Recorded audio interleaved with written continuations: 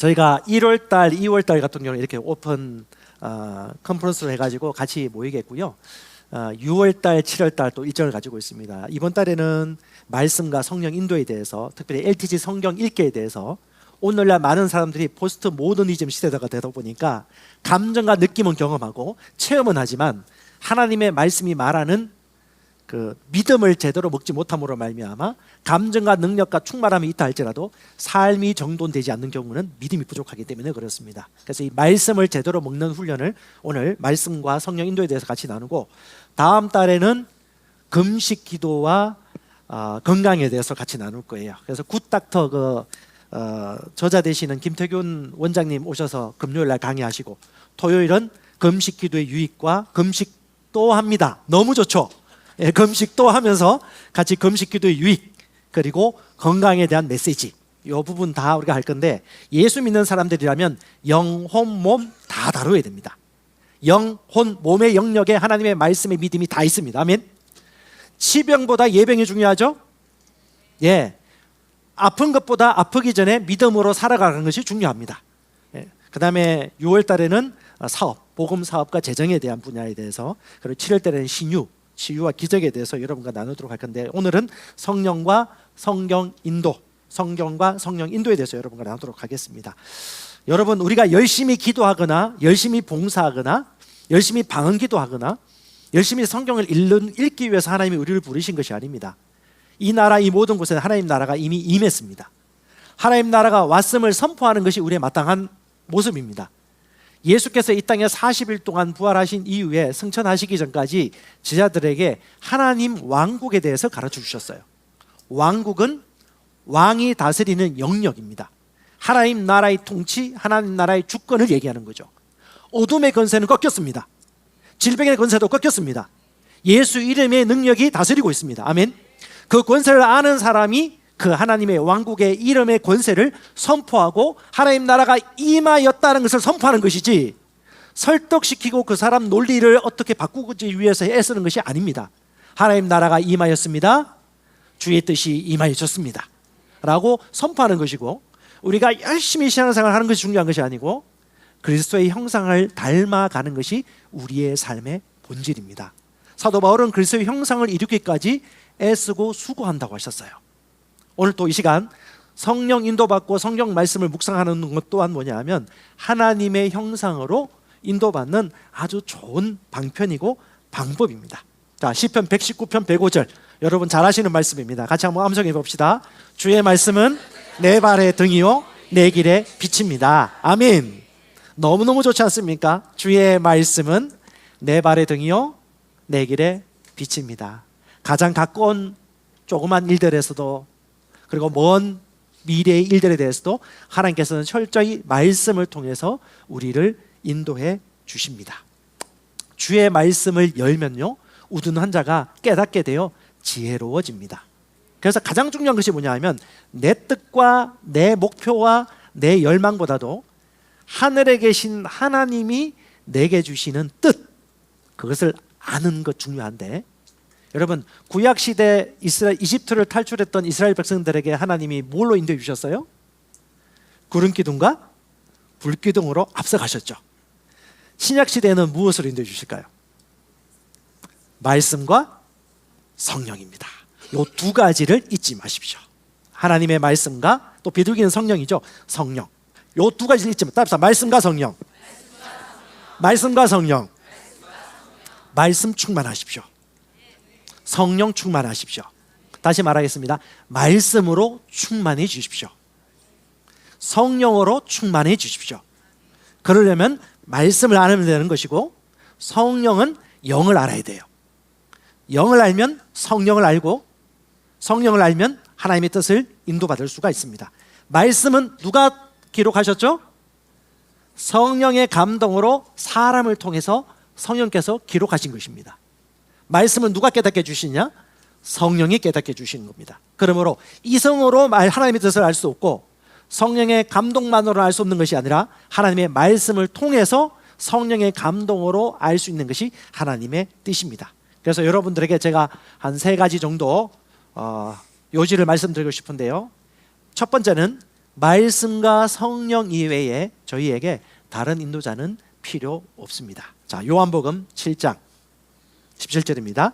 사람이 하나님의 뜻을 행하려 하면 이 교훈이 하나님께로부터 왔는지 내가 스스로 말함인지 알리라. 자, 하나님의 뜻을 알려면, 하나님의 뜻을 알려고 하면 어떻게 해요? 이 뜻이 하나님께로부터 왔는지 혹은 사람의 뜻일 수도 있어요. 내 마음에서 말한 것일 수도 있고 성령께서 내 마음에 주신 말씀일 수도 있어요. 이걸 구분하는 최고의 방법이 무엇이냐? 하나님의 뜻을 알려면 하나님의 말씀과 일치하는 여부가 가장 중요합니다. 똑같습니다. 요한복음 8장 14절에도 무릇 하나님의 영으로 인도함을 받는 자들이 하나님의 자녀입니다. 아멘. 그러면 성도들은 그걸 아셔야 돼요. 나는 영적 존재라는 거.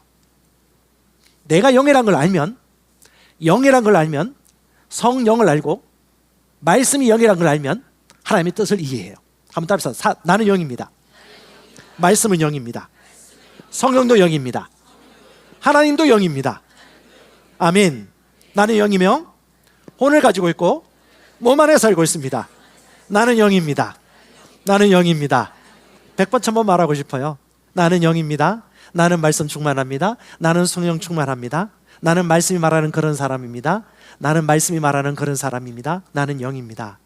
영을 인식하고 영을 의식하면 성령인도 받습니다. 그리고 방언으로 기도하죠. 말씀을 고백하죠. 왜? 내가 그런 존재이기 때문에. 그래서 여러분, 말씀과 성령 이외에 다른 인도자는 필요가 없습니다. 그래서 여러분, 한 4가지 5가지 제가 준비해 왔는데 어떤 분들이 한 번씩 물어봐요.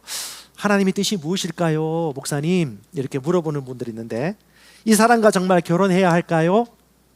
자, 한번 질문 한번 해볼게요. 나 결혼할 때 성령인도 받고 결혼했다. 솔직히 와우, 과반수가 안 되네요. 그러면 어떻게 결혼하신 거예요? 아, 끌려서. 저는 외모 보고 결혼했어요. 우리 아내는 성령인도 받았는데 머리 있을 때 얘기입니다. 여러분 어떤지 모르겠지만, 예. 자, 아유 감사하네요. 아유, 우리 집사님 성령인도 받으셨군요. 예. 자, 입시 때 어느 대학교로 지원할까요? 성령인도 받고 하신 분. 대학 가실 때. 예. 자, 조금씩 보입니다. 와우, 기도 많이 하셨군요. 성적 따라 안 가고, 예. 어느 회사로 이직할까요? 어느 회사로 이직할까요? 성령도 받으신 분. 예, 아우 많이 있으시네요. 아, 이분 별로 없을 거야. 내가 선교사와 목자로 특별히 사역자로 부름받은 게 맞는지 안 맞는지 고민하다가 인도받았다. 거의 없네요. 많이 있었으면 좋겠습니다. 자, 이 업체와 이 사람과 계약을 맺을까요? 사업하실 때 인도받으신 분 계신가요? 예, 할렐루야. 자, 개인적으로 제가 물어보고 싶은 부분은 있지만 시간상 물어보지는 못할 것 같아요. 하나님께 어떻게 인도함을 받으셨는지, 성령 인도를 어떻게 받았는지 물어보고 싶은데 쉽게 이렇게 생각하시면 될 것 같습니다. 첫 번째와 두 번째, 성경과 성령인데요. 성경이 이 문제에 대해서 언급하고 있더라면 성경을 찾아서 공부하면서 인도받으면 됩니다. 근데 성경에서 언급하지 않고 있다면 어떻게? 성령의 직접적인 인도를 받으셔야 돼요.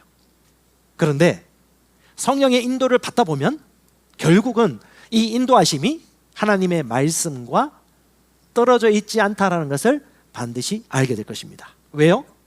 성령은 진리의 영이기 때문에 그렇습니다. 성령은 말씀의 영이기 때문에 그렇습니다. 아멘.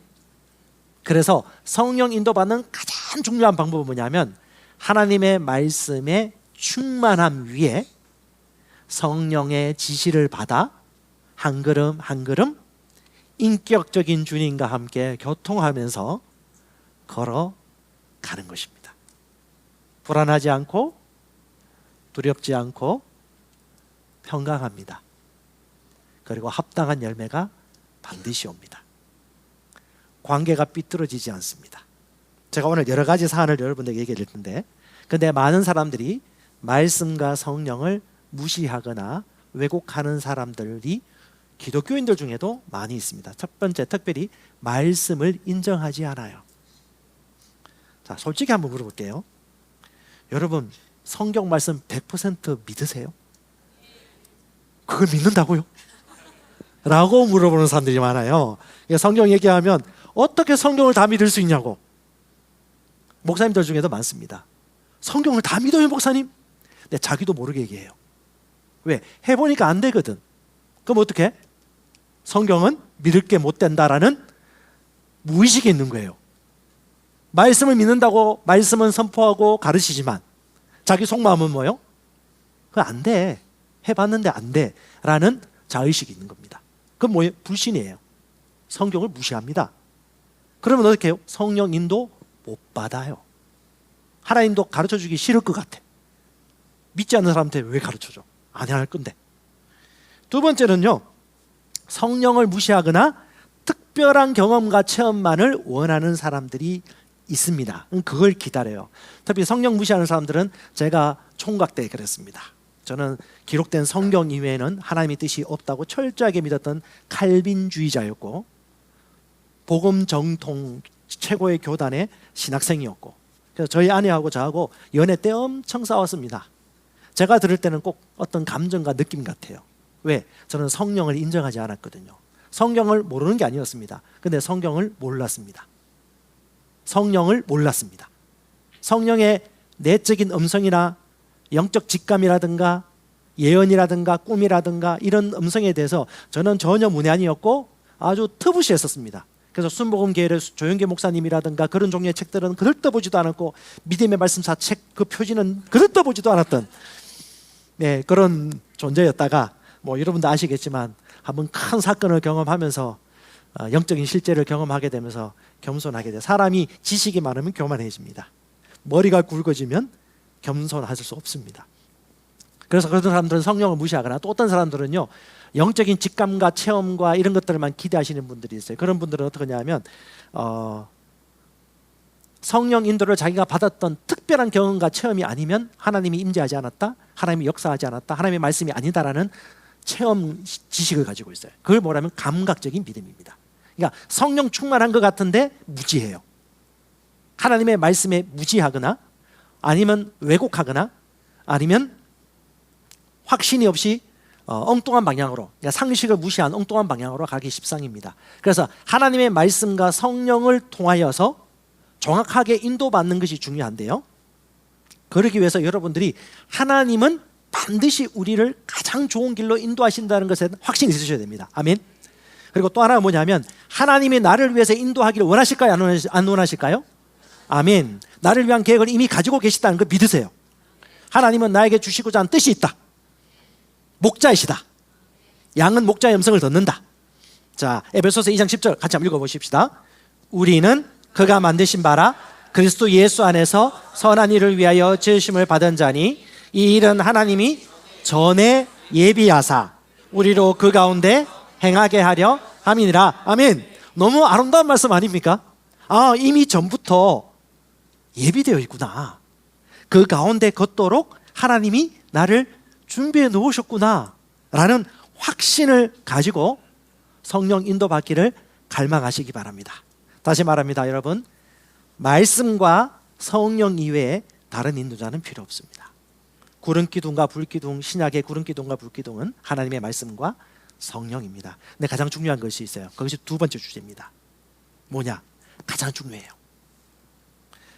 성령 인도받기를 원하는 여러분의 결단이 가장 중요합니다. 가장 중요합니다. 자, 요한복음 7장 17절 잘 읽으셔야 돼요. 첫 소절 한번 읽어보십시다. 사람이 하나님의 뜻을 행하려 하면. 한 번 더 시작. 사람이 하나님의 뜻을 행하려 하면. 한 번 더. 사람이 하나님의 뜻을 행하려 하면. 이 교훈이 하나님께로부터 왔는지 내가 스스로 말함인지 알리라. 언제 안다고요? 뜻을 행하려고 하면. 하나님의 말씀이에요. 그러니까 내가 하나님의 뜻을 행하고 싶다, 원함과 갈망이 결단되어지면 하나님이 뭐라고 말씀하세요? 알게 될 거야 라고 말하고 있어요. 구하면 찾습니다. 찾으면 만납니다. 문을 두드리면 열립니다. 아멘. 주님을 따르는 자는 어둠에 다니지 않고 생명의 빛을 얻으리라. 할렐루야. 저는 믿습니다. 그러니까 주님을 찾으면 주님은 길을 알려주십니다. 목자이신 주님을 따라가면 목자가 주는 것을 우리가 받을 수 있습니다. 인간의 영은 여호와의 등불이에요. 인간의 영이. 그러니까 우리가 이 영의 존재를 인정하고 성령을 인도를 받기를 원하면 말씀의 눈이 열려요. 말씀이 막 깨달아져요. 제가 지난 1년 365일까지는 아니지만 거의 52주 동안 성경 말씀을 통독하면서 제가 너무 가장 큰 은혜를 입었어요. 제가 예전에 그 성경 공부를 할 때 성경 66권 거의 달달달 공부를 하고 성경 퀴즈 맞추면 거의 100점 맞을 정도로 공부를 열심히 했거든요. 신학 공부가 그래요. 머리를 써야 되거든요. 엄청 열심히 공부를 했는데 오랜만에 모처럼 말씀으로 기도하면서 성령으로 기도하면서 말씀을 깨닫는 시간들을 가지게 되었는데 하나님의 뜻이 하나님의 말씀에 어떻게 나타나고 있는지를 좀 깨닫는 시간이었습니다. 여러분, 말씀에 빛이 비치면 지혜로워집니다. 인도받기를 원하십니까? 예, 갈망하십시오. 갈망하십시오. 저는 이 하나님의 뜻을 더 알고 싶어가지고 온갖 용하다 싶은 모르는 교회와 집회를 다 찾아다녔던 적이 있었어요. 서울, 경기, 저 지방 이쪽에 다니면서 기도원이라든가 가보면 몇 가지 온도가 있습니다. 아주 뜨거운 교회가 있어요. 아주 뜨거운 교회. 엄청 뜨거워요. 근데 말씀은 별로 없어. 근데 너무너무 뜨거워. 근데 은사가 막 풀어져. 그러면 이 은사를 배우고 싶어. 예언의 말씀도 배우고 싶어. 꿈의 말씀도 배우고. 왜? 한 번도 경험하지 않았으니까. 여러분, 해외여행 안 가본 데 가면 신기하잖아요. 똑같습니다. 새로운 말씀이 나와 있지만 내가 경험하지 못한 것도 배우고 싶어서 그런 데도 가보고, 또 하나님의 말씀이 풀어지는 새로운 교회도 가보고, 한국의 유명한 메이저 교회 기도회나 이런 데 가면 뭔가 새로운 거 있을까 봐 싶어서 그렇게 가다가 방황하다가 마지막에 종착점을 찝은 것이 바로 이 새로운 피조물의 계시를 만나고 난 이후에 너무 홀감이 느껴졌어요. 말씀과 성령이 이렇게 절묘하게 균형을 이루면서 이렇게 정확하게 하나님이 원하시는 가장 최고의 계시로 인도해 주시는구나. 그리스도인의 삶이 너무 가벼워졌어요. 예수 믿는 게 힘든가요? 너무 행복해요. 예수 믿고 난 다음에 이것이 복음이구나. 복음은 믿는 자에게 구원을 주는 하나님의 능력이란 말이 이 뜻이었구나라는 것을 예수 믿고 난 다음부터 질병에 대해서 근심, 염려, 걱정에 대해서 재정에 대해서 관계에 대해서 어떤 일이 생기면 그것에 대해서 염려하고 걱정 예전에 했다면 이제는 어떻게 해요? 하나님의 말씀으로 대적하고 예수의 이름으로 이미 되어진 것을 선포하고 영어로 기도하고 마땅히 되어야 될 것을 입으로 미리 대언하고 하는 삶이 그냥 일상이 되어버렸어요. 제가 이틀 동안 고열이 났어요. 강의를 해야 되는데 얼굴이 좋지 않으면 안 되는데 사람들 외모로 판단할 수 있는데 혼자 컨디션 조절하면서 혼자 또 뭐 했겠습니까? 마음과 생각을 하면서 믿음으로 대언하고 예언하고. 감기와 조그만 걸 다루지 못하면 중병이 오면 다룰 수 있겠습니까? 하나님의 말씀은 실제의 변화를 반드시 가져옵니다. 그래서 여러분, 하나님의 말씀과 성령으로 인도받는 이 확신을 가지시고, 두 번째, 결단하셔야 돼요. 내가 인도받겠습니다. 하나님의 뜻을 알고 싶습니다. 그러기 위해서는 여러분, 세 번째, 이것이 하나님의 뜻인지 하나님의 뜻이 아닌지 뭘 해야 될까요? 분별하셔야 됩니다. 자, 분별하기 위해서 여러 가지 상호작용하는 네 가지 조건이 있는데요. 하늘에 하나님과 천사들이 있고요. 하늘에 하나님과 천사들이 있습니다. 보이지 않아요? 어둠의 권세를 지닌 마귀와 귀신이 있습니다. 귀신들이죠. 천사장이 마귀였고요. 그 천사원들이 귀신들입니다. 귀신이 있어요. 마귀를 쫓는 세상 사람, 세상 아비인 마귀의 자녀들이 이 세상 믿지 않는 사람들입니다. 성경이 정의를 내리고 있는 거예요. 그 다음에 우리는 하나님의 자녀죠. 자, 요 네 가지 요소들이 서로 어우러져서 말씀과 성령 안에서 서로 치고받고 혹시 유기적으로 연결되어 있는 것입니다. 자, 성령 충만이 있다면 뭐가 있을까요? 반대로 악령 충만이 있겠죠. 네, 악신 충만이 있습니다. 자, 무당 중에도 강신무당이 있어요. 실제 악한 영이 임해가지고 이거 날 위에 막 걸어요. 근데 상처 안 나고요. 심지어 마귀가 병도 고칩니다. 그래서 무당 중에 용한 무당은요, 병도 고쳐요. 그래서 사람들이 돈도 많이 갖다 바치거나 자신의 삶을 막 드리기도 해요. 또 한편으로는 강신무당, 학습무당이 있어요. 학습무당은 배운 무당. 이 사람들은 능력이 없는 사람들이야. 그냥 배운 대로 그냥 젊게 보고 이렇게 해주는 사람들인데, 이런 악한 영의 충만도 있습니다. 그러면 뭐예요? 이 세상에는 선한 영만 있는 게 아니야. 악한 영도 있기 때문에 하나님의 뜻을 인도받을 때는 악한 영의 인도를 받을 수도 있고 성령의 인도를 받을 수 있다는 것을 우리가 인정을 해야 되는 거고, 신의 영역이 있어요. 뭐냐? 영적인 영역이에요. 이 영적인 영역은 이성적인 사람으로는 도저히 이해할 수 없어요. 옛날에 저 같은 사람이라면. 그래서 예를 들면 돈의 영, 만몬신이라고 하죠. 왜 신이라고 합니까? 하나님과 대등한 관계로 하나님께서 직접 표현하고 있지 않습니까? 돈과 하나님을 같이 섬길 수 없다. 만몬신이거든요. 그 다음에요, 공산주의도 신이에요. 오죽하면 공산주의의 악령이 유럽을 떠돈다고 했어요. 공산주의도 학문과 사상으로 보면 안 됩니다. 영으로 보셔야 돼요. 악령. 그래서 이건 영적으로만 분별할 수 있는 것입니다.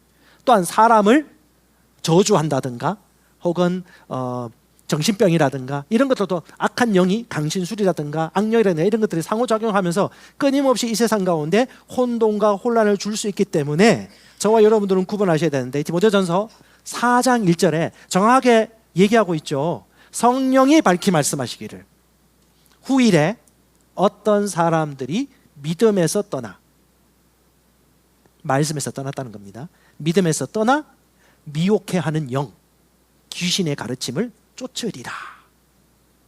어떤 사람은 환영을 보는 사람도 있어요. 어떤 사람은 자기 가족이 돌아가셨을 때 그 돌아가신 분이 갑자기 지하철에서 만나기도 하고, 뭐 이런 것도 많이 있어요. 그러니까 보이는 겁니다. 하지만 그것들 여러분 구분하셔야 돼요. 이것이 하나님께로부터 온 것인지 하나님이 아닌 것인지 우리가 하나님 말씀 안에서 잘 살펴보셔야 되는데, 그래서 분별하셔야 돼요. 분별의 기준은 그겁니다. 진실이냐 거짓이냐. 진실은 어디로부터 나옵니까?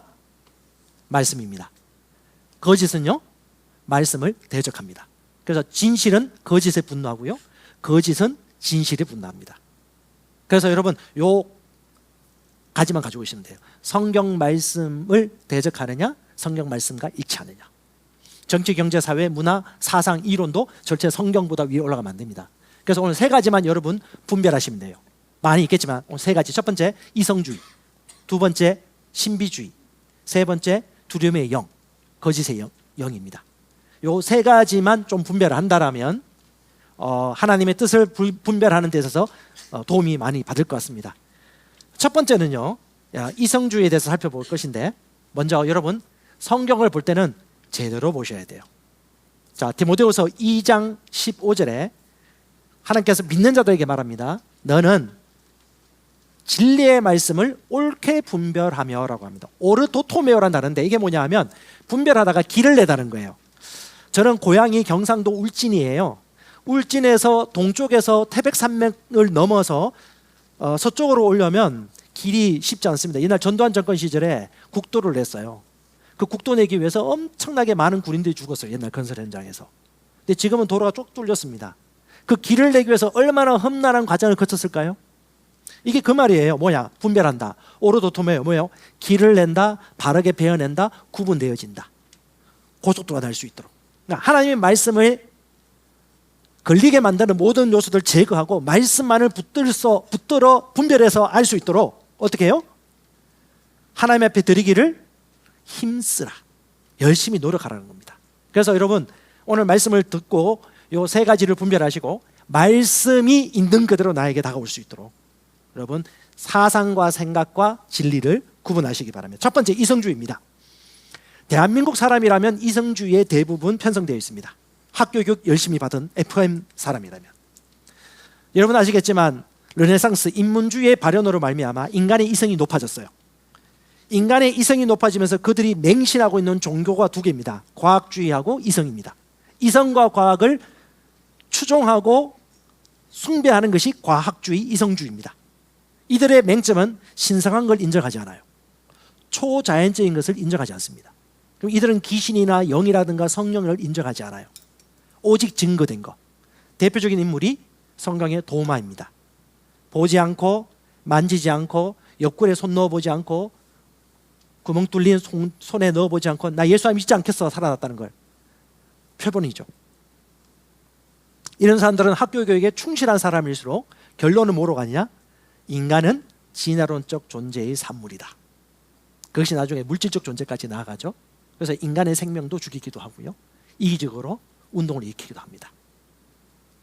하지만 하나님께서는 창세기 1장 27절에 인간을 누구의 존재로? 하나님과 같은 형상으로 만드셨습니다. 한번 합시다. 우리는 인격적인 존재입니다. 하나님의 형상을 따라 지원받았습니다. 여러분, 보통 존재가 아니에요. 하나님처럼 살 수 있어요. 한 사람의 생명이 소중하기 때문에 우리가 납태를 하지 못하고, 영아살인을 하지 못하고, 사람을 살인하지 못하고, 한 사람의 생명을 존중하는 것이죠. 헬라적 사고로 사는 사람들은 이 하나님의 뜻을 인도받는데 너무 제한적이에요. 우리 대한민국의 대부분 많은, 저도 그런 사람이었지만 열정 있는 그리스도인들이 하나님의 뜻을 인도받는데 장애되는 게 이 합리적 사고입니다. 헬라적 사고, 그리스도적 사고인데 오늘날 우리 모든 사람들이 가지고 있는 거예요. 체계적이고 합리적으로 인도받는 것. 의사, 과학자, 발명가, 심리학자, 이런 사람들은 다 자기가 받은 학문으로 계산을 하는 거예요. 의사분들도 자기가 배운 학문으로 인간의 몸을 재단합니다. 과학자들, 또 심리학자들도 마찬가지입니다. 그 이상을 생각하기가 쉽지 않아요. 근데 그 이상을 생각하고 통합적으로 생각하시는 전원종 박사님이라든가 여러 가지 대처의학도 생각하시고 자연의학도 아시고 서양의학도 배우신 분들 같은 경우는 영적 세계를 경험해요. 그래서 그런 분들이 몸이 스스로 치유하는 메커니즘을 발견하면서 하나님이 말씀하신 건강치유 방법을 배우기도 하죠. 또 하나가 뭐냐면 헬라적 사고의 반대가 히브리적 사고입니다. 이건 히브리인들이 가지고 있는 사고체계인데 저와 여러분들 이스라엘은 알고는 있지만 이스라엘이 어떤 생각과 사고방식을 가지고 있는지 대부분 배운 적이 없어요. 제가 히브리인들 사고방식에 대한 책을 좀 읽고 있는데 너무 신기해요. 나중에 기회되면 한번 나누고 싶은데요. 그분들은 말한 것은 반드시 행하네요. 그러니까 말하는 것과 지식과 실천이 다르지 않습니다. 5시에 보자, 반드시 5시에 봐요. 식사 초대할게, 빈말 없어요. 초대해야 돼요. 안 하면요, 이 사람 말씀대로 안 사는 사람이에요. 그 사고방식이 일치되어 있습니다. 그래서 그들은 히브리적 사고는요, 모든 지식과 진리의 기준은 뭐다? 하나님의 말씀이다라는 특별 계시에 대한 절대적 권위가 있어요. 물론 신약은 안 믿지만 구약 성경에 대한 절대적 권위를 가지고 있기 때문에 어떻게 해요? 그들은 성인식도 하고요, 하나님의 말씀에 꿀을 발라가지고 성경 말씀을 달달달 외우게 하고요, 테필린을 칭칭칭 감아가지고 그걸 묵상하면서 자기 삶의 기조로 삼아요. 그래서 어떤 과학적인 논리나 이론이라든가 증명으로 말미암아 하나님의 말씀의 계시를 증명하는 것이 아니고, 저와 여러분들은 히브리적 사고를 장착시켜서 하나님의 계시로 눈앞에 보이는 이론이나 과학들을 증명할 필요가 있습니다.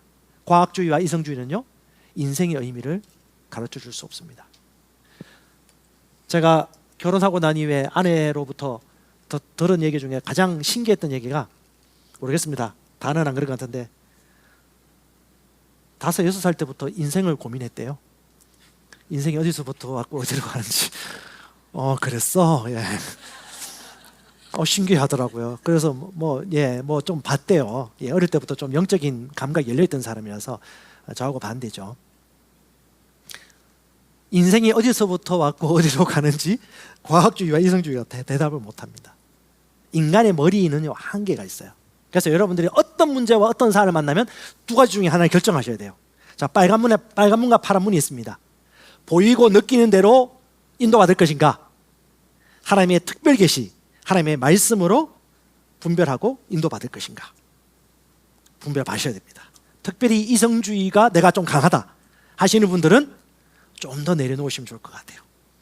자, 조금 두 번째는요, 신비주의입니다. 신비주의. 이들은 이성보다도 직관을 중요하게 여깁니다. 직관. 신비학은요, 생각을 장애물로 여깁니다. 그래서 이성을 무시해요. 느껴야 돼, 경험해야 돼, 봐야 돼. 그래서 성령 받고 방언 말하도록 제가 도와준 분이 있는데, 이분이 그 2명인가 3명 있었는데 성령 받고 방언 말하도록 제가 기도하고 있는데 아파트 안에서 어떤 분은 환상을 보고 머리부터 발끝까지 땀이 흐르면서 신기한 체험을 한 거예요. 어떤 한 분은 그런 걸 경험 전혀 한 적도 없어. 근데 참 신기한 것이, 이 첫 번째 경험하신 분이 성령 인도 받을 때나 어떤 집회 가면요, 자기가 경험했던 그 경험이 없으면 하나님의 역사하지 않았다고 생각하는 경향이 생기더라고요. 또 하나의 감각과 패턴이 되어버린 겁니다. 그래서 여러분, 이런 사람들은 하나님이 인도하고 싶어도 감각의 영역에 묶여있기 때문에 더 멀리, 더 높이, 더 넓게 전진할 수 없습니다.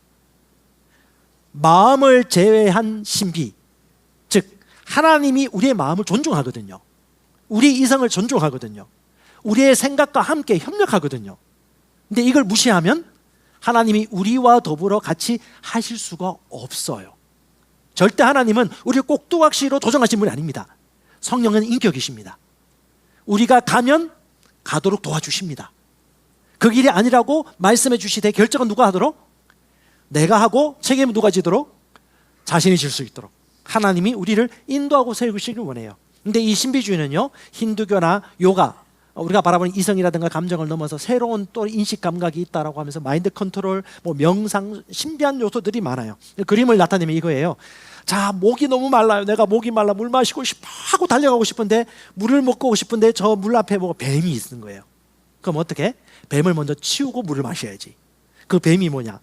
이성과 마음인 거예요. 이들은 이성을 무시해야 됩니다. 그래서 이걸 도표로 내보겠습니다.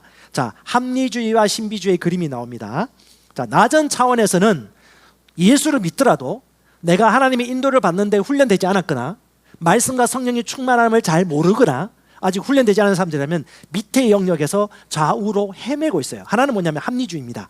이건 지식 위주인데 항상 배우지만 진리에 이를 수 없는 그런 존재, 낮은 단계. 또 한편에는 신비주의가 있어요. 이 사람들은요, 여러 가지 욕심에 끌린 바 되어서 영적 것을 추구하지만 감정에 매몰되거나 경험에 매몰되다 보니까 무지하거나 혹은 문제가 생겨요.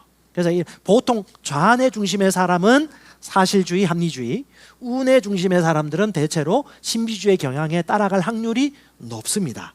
자, 지금 아니고요. 좀 과거에 내가 처음 태어났을 때부터 내 성향을 볼 때 나는 약간 좌뇌 중심이다. 한번 사람 자기 자신 알죠? 모르는, 나는 좀 약간 좌뇌 중심이다. 나는 약간 이성, 언어, 사실, 수학을 좋아하는 편이다. 이분들은 좌뇌입니다. 이분들은 사실대로 얘기하고요. 뭐 앞에 미사일고 할 필요 없습니다. 본론을 바로 얘기하시면 되고요. 자, 나는 약간 우뇌 중심이다. 대한민국이 우뇌가 좀 많아요. 이분들은 감정을 잘 살펴야 돼요.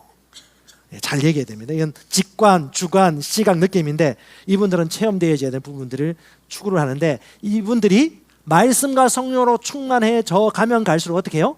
기질, 디스크, MBTI를 뛰어넘습니다. 오직 우리는 말씀과 성령, 하나님의 나라의 법칙의 언어, 그것을 빛의 나라를 경험하는데 뭐가? 하나님의 말씀과 성령 충만으로 진리 지식에 이르는 것입니다. 할렐루야. 이것이 하나님이 주시는 그림입니다. 그래서 7명의 집사를 뽑을 때도 어떤 성경은 첫 구절에 말씀과 성령이 충만한 사람, 그 다음 또 성경 구절에는 믿음과 성령이 충만한 사람을 집사를 세워서 교회 사역을 감당할 수 있도록 일꾼을 세우죠. 이것에 대한 근거 구절이 에베소서 5장과 골로새서 3장에 아주 정확하게 얘기해 주고 있어요. 자, 공통점이 있습니다. 에베소서 5장 17절에 뭐냐 하면 어리석은 자가 되지 말고 주의 뜻이 무엇인가 이해하라. 주의 뜻. 주의 뜻을 이해하는데 중요한 요소가 뭐냐? 성령 충만이라고 얘기해요. 자, 18절 읽어볼까요? 술 취하지 말라. 이는 방탕한 것이니 오직 성령으로 충만함을 받으라. 예, 하나님의 뜻이 무엇인지 이해하는 데 있어서 중요한 게 뭐냐? 성령 충만입니다. 성령 충만을 받는 방법이 뒤에 나오면 시와 참미와 영적 노래로 노래하라라고 얘기해요. 그 다음에 골로새서 3장 16절에 또 한편 얘기합니다. 뭐라고 하느냐? 그리스도의 말씀이 너희 속에 풍성히 거하여. 말씀 하나 버리면 안 돼요. 풍성히 거하여 모든 지혜로 피차 가르치고 권면하고. 또 똑같은 단어 나온다. 시와 찬미와 영적인 노래로 노래 부르며 감사하는 마음으로 하나님을 찬양하고. 시와 찬미와 영적인 노래로 감사하고 찬양하며 노래 부르고.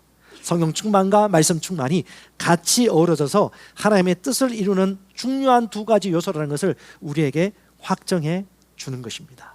여러분, 말씀과 성령이 충만하면 이성주의와 신비주의를 초월하여 하나님의 정확한 뜻을 인도받을 수가 있습니다. 세 번째 분별할 것이 두려움의 영, 거짓의 영인데요. 마귀의 최고의 무기는 거짓말입니다. 거짓말입니다. 너 건강검진 다시 받으러 오라고 그랬지. 분명히 안 좋은 결과가 나올 거야. 거짓말입니다. 결과가 나오기 전에 우리의 마음을 건강검진 결과가 좋게 나올 것이기 때문에 다시 오라 한 거야 라고 하신 생각 안 하잖아요. 그렇죠? 지금 이런 상황이 됐으니까 앞으로 우리는 쫄딱 망할 거야. 교통사고가 날 거야. 위험해서 어떡해. 항공사고가 일어났기 때문에 또 사고가 일어나면 어떡하지? 비행기 타지 말아야 되겠다. 다 이렇게 생각하죠. 두려움은요, 거짓으로 와요.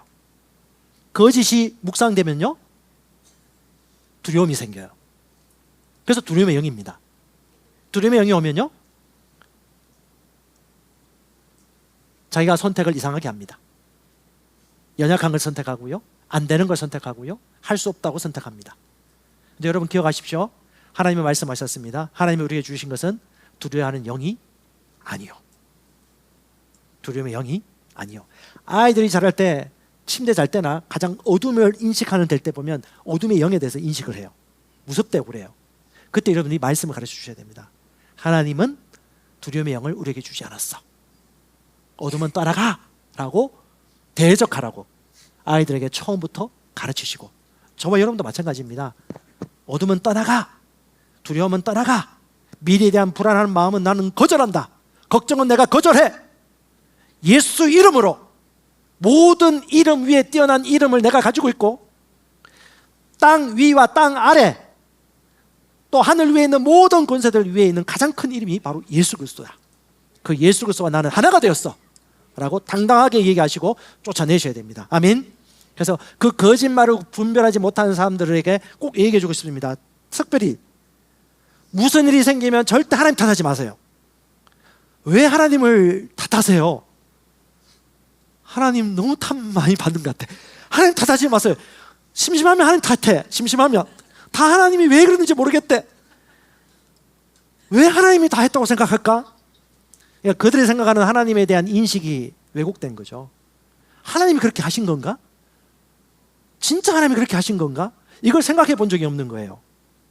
하나님이 내 아버지면 내가 이렇게 내버려뒀을까? 몰라서 그래.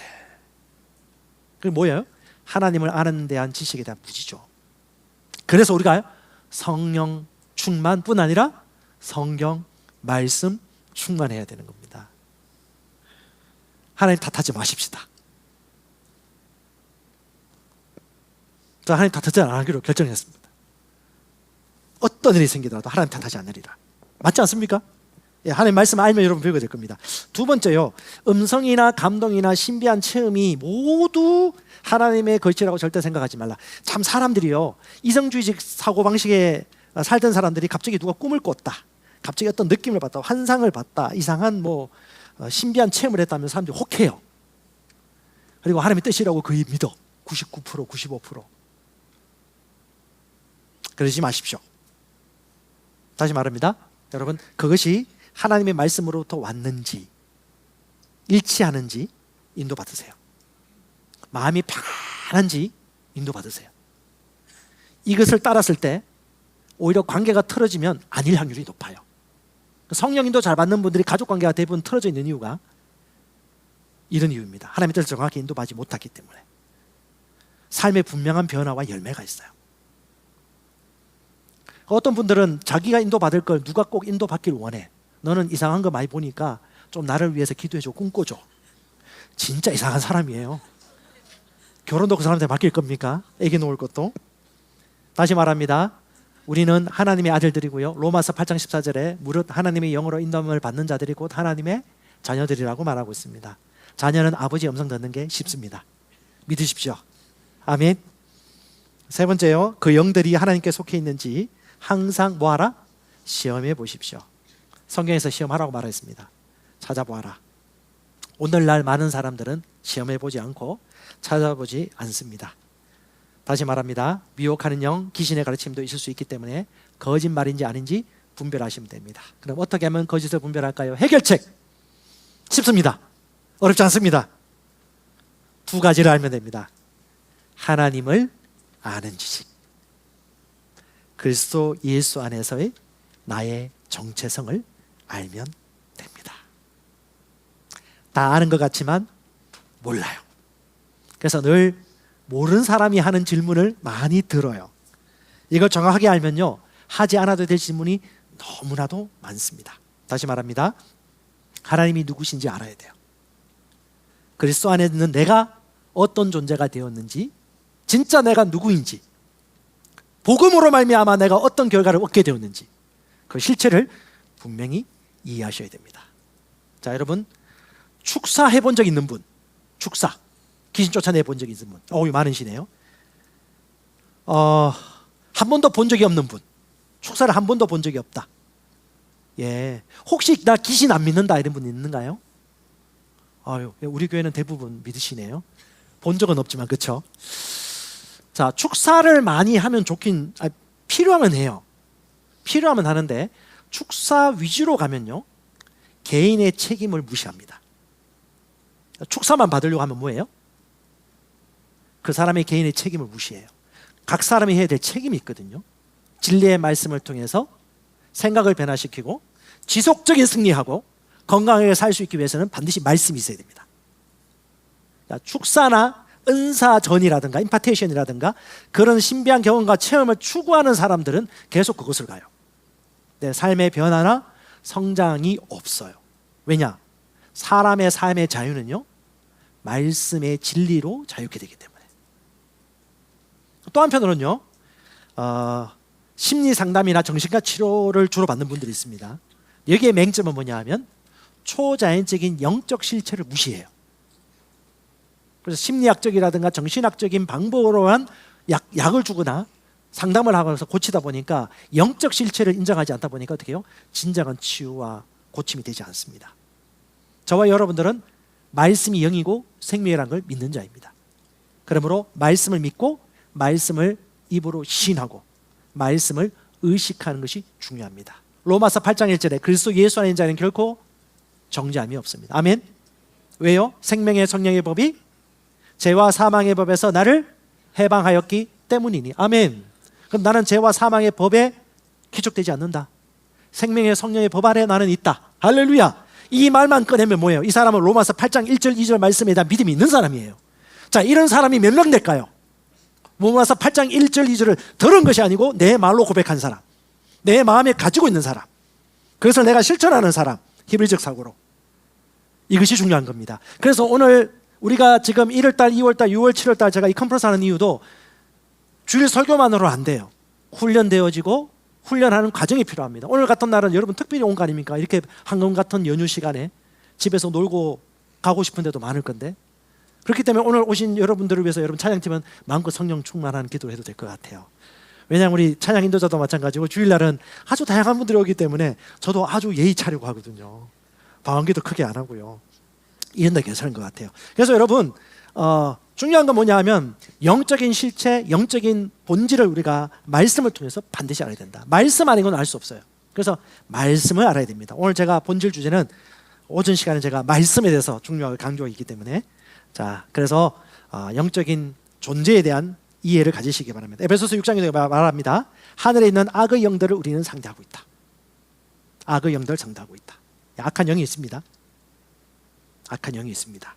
통치자들이 있습니다. 권세자들이 있습니다. 이 세상 사람은 합법적으로 마귀의 지배를 받고 있습니다. 언제든지 쓰임 받을 수 있습니다. 이것을 의식하세요. 이성주의에 빠져 있으면 그게 안 보여요. 그걸 의식하십시오. 마귀는요, 거짓말쟁이고 거짓의 아비입니다. 이것이 거짓말인가? 이 생각이 거짓의 영이 준 의식인가? 이걸 생각하셔야 돼요. 자, 이제 마무리할 때가 되었습니다. 자, 말씀과 성령 이외에 다른 인도자는 필요하지 않습니다.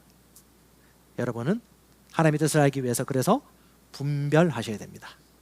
이성주의와 신비주의와 거짓의 영을 분별하시면 되겠습니다. 그러면 진리를 분별하는 최고의 길이 있습니다. 그게 뭐냐? 한번 고백합시다. 말씀 안에 거하는 것. 한번 맛보는 게, 말씀 안을 맛보는 게 아니고요, 띄엄띄엄 맛보는 게 아니고요, 말씀 안에 거하는 것. 그래서 요한복음 8장 31절 32절은 이렇게 말합니다. 같이 읽어볼까요? 그러므로 예수께서 자기를 믿은 유대인들에게 이르시되 너희가 내 말에 거하면 참으로 내 제자가 되고 진리를 알지니 진리가 너희를 자유롭게 하리라. 아멘. 예수께서 말씀하셔서 내 말, 하나님의 말씀이에요. 그 말씀에 거하다란 말이 헬라어로 메노인데 한 곳에 머무르고 떠나지 않는다라는 것입니다. 그러니까 한 곳에 머무르고 떠나지 않게 하는 것은 우리의 책임이고요, 진리를 알게 해주시는 분은 누구? 하나님이세요. 하나님의 역할은 진리를 깨닫게 해주시는데 그 선제 조건이 뭐냐? 우리가 말씀을 듣고 떠나보내지 않는 것입니다. 말씀을 주야로 묵상하면 그 다음은 성령 하나님이 지혜와 계시로 충만히 채워주십니다. 아멘. 이 말씀을 믿고 난 이후에 제가 지혜와 계시를 구하는 기도를 많이 했었어요. 에베소서 1장 17절 19절 주님 지혜와 계시의 영을 저에게 주십시오. 마음 눈을 밝히사 하나님의 뜻을 알게 해주십시오. 믿는 자에게 베푸신 능력이 얼마나 큰지 알게 해주십시오. 내가 주신 능력이 얼마나 무엇인지 강력한지 알게 해주십시오 라고 기도하면서 말씀을 믿고 기도했더니 계시가 열리기 시작했고, 방언 기도할 때도 내 영으로 지금 내 영이 세워지고 있습니다. 난 영으로 지금 비밀을 말하고 있습니다. 난 지금 감사를 많이 말하고 있습니다. 나는 바울처럼 계시가 증가하고 있습니다라는 의식과 믿음을 가지고 방언으로 기도하면요, 그 계시가 실제가 되어지고, 성경을 읽을 때도 방언으로 기도하면서 아라바코 야라바 교시면서 성경을 읽으면요, 신기하게 말씀과 성령이 같이 어우러져서 말씀이 깨달아요. 졸리지 않고. 네, 이런 시도도 많이 했던 것 같아요. 다시 말합니다. 말씀 안에 머무르는 삶. 1990년대만 해도 대한민국 많은 기독교인들이 그때 큐티 해가지고 콰이어트 타임에서 경건의 시간에서 훈련을 많이 했어요. 최소한 30분. 뭐 했죠? 생각했습니다. 말씀 전후 문맥 보고요, 핵심 키워드, 핵심 주제를 파악했습니다. 그리고 하나님이 누구신지, 내게 주신 말씀이 무엇인지, 내가 적용해야 될 게 무엇인지 기록했어요. 기록하면 뭐가 돌아가죠? 생각 근육이 세워집니다. 그런데 2000년, 2010년 이후 지나가면서 2007년에 갑자기 아이폰이 나오기 시작했어요. 그다음부터 사람들이 후뇌부만 발전하기 시작했어요. 그럼 어떻게 해요? 시각 이 지능만 높아지다 보니까 어떻게 해요? 논리지능과 인지지능이 약해지기 시작해가지고 지금 어떻게 해요? 쇼츠와 릴스 영상 보면서 사람들이 1시간, 2시간 보내요. 책은 1시간도 안 읽어요. 30분도 안 읽어요. 그 말은 즉슨 성경도 안 읽는다는 얘기야. 근데 핸드폰은 1시간, 2시간 쉬워요, 어려워요? 성경 10분 읽기는 어려워요. 맞는 말이야. 성경 10분 읽는 거 어려워해. 이게 무슨 시츄에이션일까?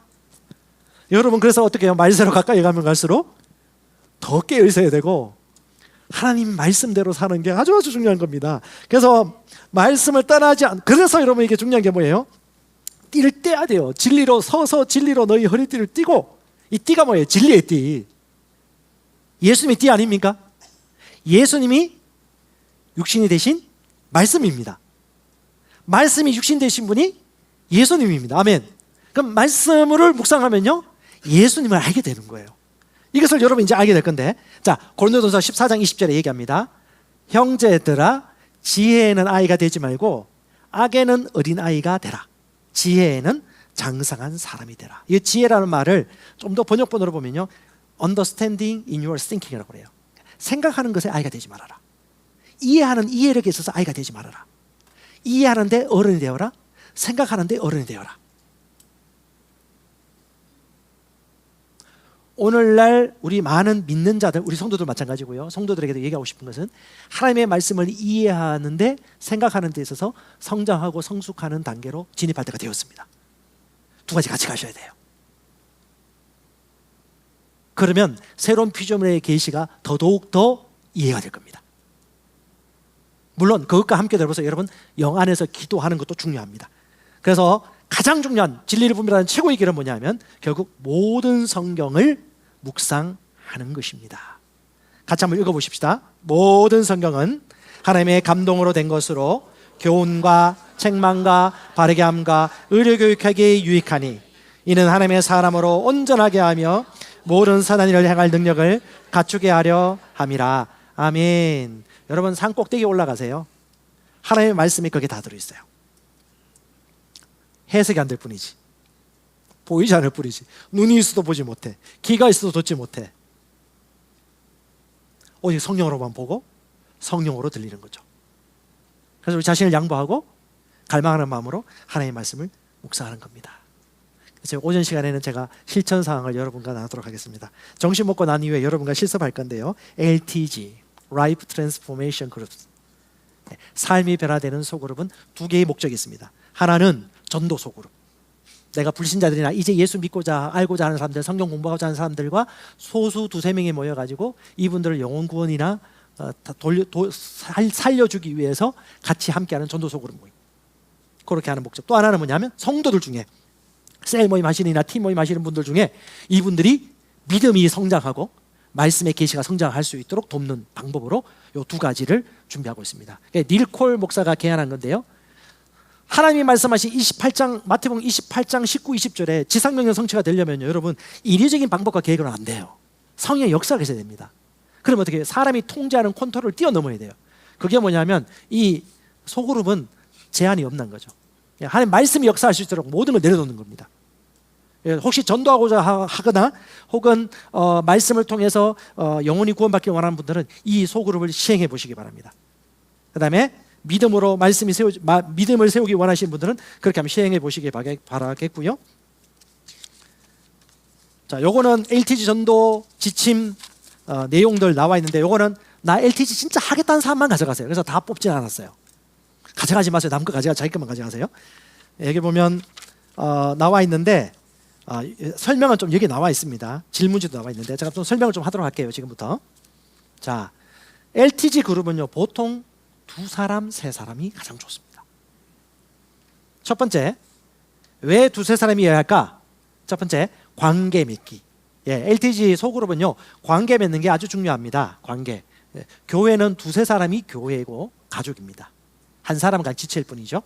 삶의 변화는, 제가 읽겠습니다. 삶의 변화는 아무것도 없는 진공 상태에서 일어나는 것이 아니라 다른 이들과의 관계 속에서 일어난다.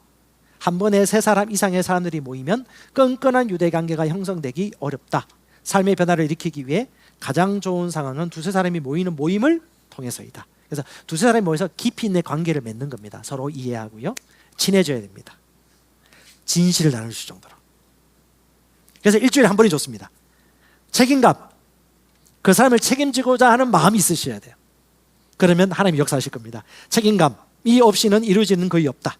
경건한 삶을 위해 우리는 서로에 대해 책임질 수 있어야 된다. 한 번에 2-3사람 이상을 책임지기 힘들다.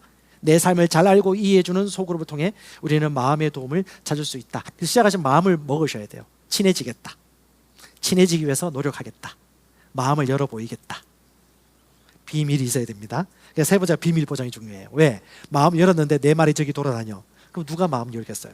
비밀 보장돼야 됩니다. 비밀 보장, 왜냐하면 여러분, 삶이 변화되는 소그룹이 되려면 변화되는 과정이 필요하겠죠. 그런 질문들이 있어요. 여기 이 질문들을 하면서 자기가 좀 넘어가지 못하거나 씨름하고 있는 문제들을 그 소그룹에서 얘기 나누고 같이 기도해주고 발전되기를 같이 응원해줘요. 그래서 비밀이 보장되어야 됩니다. 제 행동들을 서로 교복하고요, 사랑으로 기도하고 격려해 줌으로 한 사람이 말씀 안에서 건강하게 세워지도록 돕습니다. 2-3사람이 쉬운 게 융통성이 생겨요. 융통성 뭐냐? 스케줄 잡기 쉬워요. 2-3사람이니까. 5-6사람이 얼마나 힘들어요. 2-3사람이 딱 모여서 같이 함께 하자, 모이자 라고 모여가지고 밥만 먹고 헤어지지 말고, 말씀이 사람을 변화시키니까 같이 말씀 공부하자, 말씀 읽자 라고 해서 말씀 읽기부터 하는 겁니다. 5번째가 재생산성. 이 모임이 활성화되면요, 2명, 3명이 한번 하다가 너무 은혜롭고 너무너무 좋아. 야, 이거 우리 대한민국 사람이 참 힘든 것이기도 한데, 한국교회 성도들이 정들면 헤어지기 싫어. 근데 하나님 나라 복음사역을 위해서 어떻게 3사람, 4사람이 너무너무 좋아. 이게 진가를 알았어. 그럼 어떻게? 안녕 안녕 하고 배가자 라고 해서 자기가 또 가서 이런 그룹 모임을 만드는 겁니다. 지금 아직까지 이걸 제대로 성공한 사례는 많이 없는 것 같아요, 한국에. 하지만 성경적인 그림이기 때문에 우리는 시도하고 또 해야 됩니다. 단순한 것은 복잡한 것에 비해 너무 쉽게 배가한다. 이 LTG가 너무 쉬워요. 기본적인 단위를 배가시킬 수 있는 단순한 그룹 모임이다. 그래서 여러분이 어떻게 해야 되냐? 실천사항입니다. 첫 번째, 매주 만나야 합니다. 매주 1시간 정도 잡아가지고 매주 만나서 모이는 것입니다. 2번째, 성경을 읽습니다. 함께 성경 읽는데, 만약에 예수 안 믿는 사람이나 초신자라든가 기초적인 사람들은 요한복음 7가지 기적이 있어요. 그 7가지 기적 내용은 제가 공지할 테니까 나중에 그 7가지 기적을 한 기적씩 한 주에 한 번씩 하는 겁니다. 그 기적에 대한 성경을 읽고 와서 그것에서 나누는 거고요. 일반 우리 성도들 이런 분들 같은 경우는 우리 LTG 성경 읽기 표 있죠. 그 성경 읽기 표대로 하는데, 오늘 여러분들은 또 이렇게 사람들이 많이 모였기 때문에 여러분들은 원래 오늘 요한복음 1장부터 4장까지인데 50%만 하도록 하겠습니다. 요한복음 너무너무 좋아요. 그리스도가 누구인지에 대해서 생명이 무엇인지에 대해서 이렇게 잘 요약한 책이 없습니다. 그래서 성경을 같이 읽습니다. 미리 읽어와서 같이 나누는 건데 오늘은 여러분 직접 실습을 다 하도록 하겠습니다. 만약에 혼자 못 읽으면 같이 모여서 해도 되긴데요. 예. 함께 읽기를 정하는 성경 범위와 매주 얼마나 읽을지 분량을 정합니다. 그래서 두 가지 하세요. 요한복음 7가지 기적을 초신자를 중심으로 할 수 있고요. 나머지 분들은 LTC 성경 읽기 여러분 하시면 되겠습니다. 일주일 동안 정해진 양을 모두 읽고 읽지 않았을 경우 어떻게? 한 사람이라도 안 읽으면 모두 100%다 읽을 때까지 한 주 더 똑같이 또 읽는 겁니다. 반복해서 읽는 거예요. 한번 FM대로 해보세요. 그럼 어떻게 1주차 1일 했다가 그 다음에도 1주차 1일, 그 다음에도 1주차 1일 될 수 있어. 괜찮아요. 왜? 동일한 말씀을 2번, 3번 읽고 싶으면 어떤 사람이 일부러 자기가 안 읽어버려. 이거 또 내요. 왜? 너무 좋으니까. 제가 볼 때 이 은혜가 있는 것 같아요. 세 번째, 질문하기가 있습니다. 뭐냐면 그리스도의 형상을 닮아가기 위한 성품 질문이에요. 여기 질문들이 나와 있는데 질문이 뭐냐면 영적인 질문, 감정적인 질문, 신체적 질문, 사회적 질문, 재정적 질문이 있는데 그 중에 인도하는 사람이 이 중에 1개 내지 2개 정도 질문을 할 수 있어요. 순서대로 안 해도 됩니다. 예를 들면 영적 질문은 뭐냐면 한 주간 어떤 결정에서 하나님 인도하심을 받았나요? 감정적 질문, 갑자기 이번 주 화를 내거나 분노 표출한 적이 있나요? 신체적 질문, 혹은 성적인 범죄나 유혹에 빠져 육신을 더럽히지 않았나요? 사회적 질문, 다른 사람에게 상처 준 것이 있었나요? 재정적인 질문, 나나 다른 사람의 돈을 내가 잘못 사용한 것은 없나요? 이런 질문들이 있는데 이것을 직접 그 현장에서 성경을 읽고 나누면서 이 성품 질문도 하는 거죠. 그럼 어떻게 해요? 믿음 생활이 성경 읽고 기도하고 소리 지르고 모이는 게 아니고 그리스도의 형상을 닮아가는 거구나. 영혼, 몸, 생활 전반에서 실제적인 변화가 나타나는 가는 것이구나 라는 것을 경험하게 되고 서로 기도하고 성령이 역사하는 것이죠. 여러분 믿음은 어디서 납니까? 들으면서 나잖아요. 그러면 그 믿음이 드러나기 위해서는요 그 말씀으로 조정될 수 있는 주제가 나와야 되고요 근거가 나와야 되는 겁니다. 그럼 어떻게? 말씀과 떨어져 있는 문제가 드러나야 되는 거예요. 1907년 평양 대부영 때 가장 먼저 나타나는 게 회개와 각성이었습니다. 그때 뭐냐? 내가 돈 빌렸는데 돈 떼먹었다. 여기저기서 다 회개하고요. 어떤 사람 외도한 것도 회개하고요. 다 회개했었어요. 진짜 변화가 나타나는 거죠. 그것을 어떻게 해요? 소그룹 안에서 서로 신뢰하고 비밀을 보장되는 범위 내에서 성령의 역사가 나타나도록 인도하면서 이 모임을 갖는 것입니다. 마지막 네 번째 제일 중요한 거, 믿지 않는 가족과 친구를 위해 기도하고 마치는 겁니다. 자, 모임에서 일정한 시간을 할애하여 믿지 않는 가족과 친구들 정해놓고 이들을 위해 함께 기도하는 시간을 갖는다. 구성원들은 각각 아직 믿지 않는 사람들 3사람을 정해 그들에 대해 다른 사람들과 함께 나누고 함께 기도한다. 이들을 위해 모일 때마다 함께 기도하는 것은 물론 따로 매일 기도하는 것을 서로 헌신한다. 정리하겠습니다. 첫 번째, 매주 만난다. 두 번째, 성경 읽는다. 자, 킹제임스 험정역을 제가 추천하는데 다른 것도 괜찮습니다. 하지만 여기 보면 여러분 묵상을 돕는 Q&A 질문이 있어요. 이건 킹제임스 험정역으로 했고, 그 다음에 여러분 혼자 읽는 건 너무 힘들다. 그러면 이제 목사님 목소리와 함께 같이 하고 싶다 하시는 분들은 유튜브 마인드 리셋 같이 들으면서 성경 공부할 수도 있고요. 그 다음에 묵상을 돕는 질문이 Q&A가 여기 있어요. 이건 1년 동안 했던 작업입니다. 그래서 여러분 이건 문제가 너무 쉬워요. 그런데 못 발견할 수 있는 문제들이에요. 그래서 여러분이 오늘 실습 한번 할 건데 한번 직접 한번 FM을 해봅시다. 문제 풀면서 하나님의 뜻이 이런 것이 있구나라는 것을 여러분 좀 도움 주는 질문이에요. 그래서 이 질문도 활용하시고 그 다음에 여러분이 직접 적는 노트 기록하는 것이 있습니다. 이게 왜 중요하냐?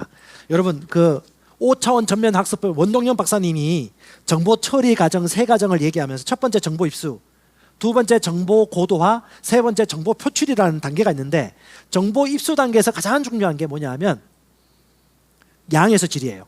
그러니까 양적인 정보, 정보의 양, 그 다음에 정보의 질입니다. 그러니까 성경 읽기가 우리 LTG 성경 읽기 5, 6장, 3, 4장 안 하고 왜 20장 가까이를 읽게 합니까? 일주일에 성경 읽을 시간이 없는데.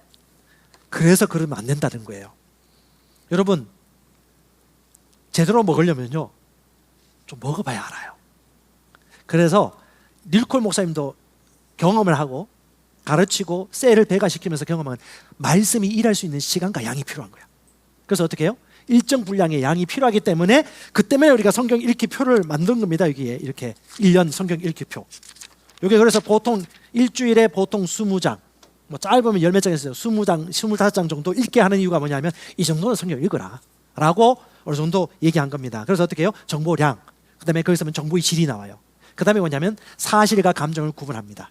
우리로 치면 그냥 하나님의 뜻, 하나님이 누구신지, 그리고 내게 하라고 한 거, 하나님이 하시는 거, 이걸 여러분 묵상하고 해석하면서 적용을 하는 거죠. 그걸 구분하고요. 맨 마지막에 정보 처리의 최고 과정이 뭐냐면 기록입니다. 기록하면 뭐죠? 생각 근육이 자란다고 그랬죠. 성경에 대해서 생각하는 겁니다. 기록하면서. 신기합니다. 그래서 저는 우리 아이들 홈스쿨링 교육할 때도 가장 중요하게 얘기했던 게 독서 교육법이 뭐냐면 핵심 키워드 잡고, 그 다음에 핵심 문장 한 절로 핵심 요약을 한 문장 적고, 그 다음에 문제에 대한 질문을 적고, 나중에 자기 감상문 쓰는 건데, 여러분 이것만 조금 해더라도요 성경이 이해가 잘 돼요. 성경의 문맥이 왜 이렇게 썼는지, 누구에게 썼는지, 누구에게 하는 말인지, 그리고 하나님이 어떤 분이신지, 내게 하라고 한 메시지가 무엇인지가 분명히 이해가 되어져요. 지금 여러분 아이들 SAT라든가 뭐 시험 치면요 대부분 장문의 영어 문장이 나옵니다. 영어 잘하는 애들이 영어 시험을 못 치는 이유가 뭐냐면 문해력이 안 되기 때문에. 국어 실력 잘 되는 사람이 외국어도 잘하거든요. 똑같습니다. 하나님은 우리에게 이성과 마음과 자유를, 생각을 주셨잖아요. 이 생각을 어떻게 해요? 집중을 하는 거죠. 어디에? 말씀에. 이 율법책을 내 입에서 떠나지 말게 하고. 그래서 예전에 가장 지혜로운 사람들은 성경 영어로 공부하라는 이유가 뭐냐면 진리의 말씀을 영어로 하니까 너무너무 좋다고 한 거고. 그래서 여러분 성경 말씀을 많이 읽고 묵상하면요 어떻게 많이 지혜로워지고 깨닫게 되어집니다. 할렐루야. 그것과 동시에 방언기도 많이 하세요. 자, 오늘 찬양하고 기도할 때 우리 성도들 제가 한 가지 좀 부탁하고 싶은 거 있는데, 오늘 토요일이니까, 주일이 아니니까 좀 크게 방언기도 좀 하세요. 크게. 너무 작아 방언 소리가. 더 크게, 열나게 방언을 막 기도하다가 무아지경까지는 아니지만 어떤 단계를 넘어가요. 그러면요 그냥 내 목소리가 아닌 것 같은 그런 속으로 막 자연스럽게 방언이 너무너무 잘 되고요, 영이 아주 맑아지고 성령의 음성도 잘 듣고요, 육신과 사상을 뛰어넘어서 성령 충만할 수가 있습니다. 그래서 여러분 목이 아프시면 크게 할 필요는 없지만, 영어에서 그다음에 노래 찬양, 시와 찬미, 영어로 노래도 부르고, 심각하게 신앙생활 하지 마시고, 심각하게 기도하지 마시고, 경배와 찬양, 시와 찬미, 영적 노래로 경배하시고, 말씀도 고백하시고, 말씀도 되뇌시고, 그렇게 하시면 좋을 것 같습니다. 자, 마지막으로 존 웨슬리가 했던 아주 중요한 구절 같이 읽겠습니다. 하나님의 성경은 성경의 기자들을 감동시켰을 뿐 아니라 간절한 마음 기도로 성경 읽는 사람들을 계속적으로 감동시키며 초자연적인 능력으로 말씀의 이해를 도와준다. 그러므로 성경은 교리의 학습에 유익하며 무식한 자에게 훈계가 되고 오류와 죄에 빠진 자들에게 견책과 확신의 말씀이 된다. 또한 어떤 잘못에도 교정의 지침이 되며 하나님의 자녀를 의로 교육하는데 더 없는 기준이 된다. 아멘. 우리 18세기의 최고의 전도자 존 웨슬리 목사님이 성경 묵상과 성경 연구에 대해서 얼마나 이렇게 강조했습니까? 기본이라는 거예요. 말씀과 성령 충만은 같이 가는 것이고, 오늘 이 시간 이 시대에 진짜 한국교회 저와 여러분들에게는 이 훈련이 반드시 필요하기 때문에 오늘 여러분이 오셨습니다. 자, 1년 365일 연말 되면 잘했다고 할까요? 하다 말았다고 할까요? 여러분들이 결정하십시오.